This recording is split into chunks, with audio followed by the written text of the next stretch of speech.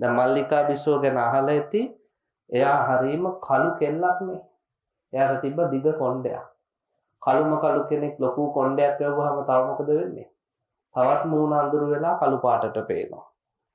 මල්ලිකා දවසක් නගරේ ඉඳිද්දි මිනිස්සු ලෑස්ති වෙනවා යහුසුලුව මොකටද දන්නේ නැහැ.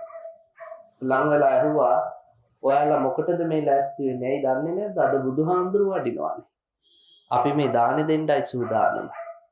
මල්ලිකා බුදුහාමුදුරුව වඩිනවානේ කියන එක අහපු ගමන් මහ පුදුම විදිහට සන්තෝෂයටපත් වුණා.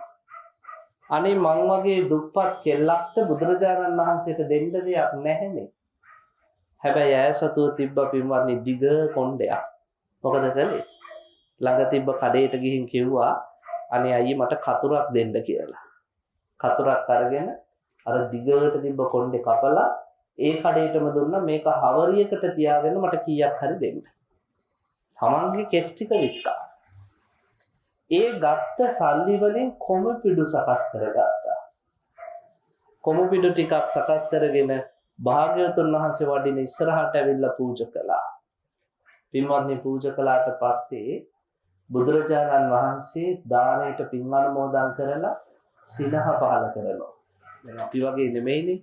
බුදුරජාණන් වහන්සේ පින්වත්නි කලාතුරකින් තමයි සිනහ පහල කරන්නේ. බුදුහාඳුරෝ සිනහ වුණා කියලා හොයාගන්නේ කොහොමද? උන්වහන්සේගේ මේ සිරි මුව මඩල විවෘත වෙද්දි තොල්පට දෙක ඈත් වෙනවා. ඒ ඈත් වෙන තොල්පට අතරින් දලදා වහන්සේලා දිස් වෙනවා.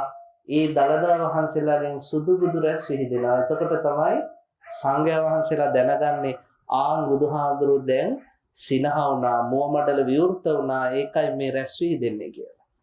ආනන්ද ස්වාමීන් වහන්සේ අහනවා ස්වාමීනි ඇයි මේ සිනහ පහල කළේ? ආනන්ද පේනවද තමන්ගේ හිසකෙස් ටික කපලා භාග්‍යවතුන් වහන්සේට දන් දීපු මේ කෙල්ල මල්ලිකා අද හවසම දිට්ඨ ධම්ම වේදනීය වශයෙන් මේ කරපු පින්කමේ ආනිසංස විදියට මේ රටේ අගමෙහිසිය වෙනවා කිව්වා. ඒ වෙලාවේ කවුරුත් හිතන්නේ නැතුව ඇති මේක ඇත්ත වෙයි කියලා. මොකද උනේ? අර දිග කොණ්ඩයක් තිබ්බ කළු කෙල්ල කොණ්ඩේ ටිකක් කොටට කපපුවාම මූණට එළිය වැටිලා මොඩ් වෙලා. දැන් පාර දිගේ ඇවිදගෙන ඉද්දි කොසල් මහ රජුරෝ විඩාවටපත් වෙලා අස්සයා පිට එනවා. එද්දි මේ කෙල්ල hina වුණා.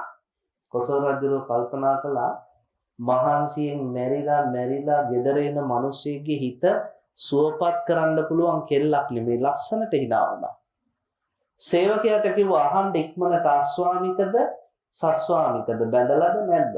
ඒ පාරකුවා නෑ ස්වාමීනි ඇය බැඳලා නෑ. එහෙනම් එක්කරන් එන්න කිව්වා. මාලිගයට එක්කරන් ගිහිල්ලා අගමෙහිසිය කළා. බුදුහාඳුරුවෝ කිව්වා ඕම් පින දිට්ඨ ධම්ම වේදී නෙමෙයිද? හොඳ පැත්තට.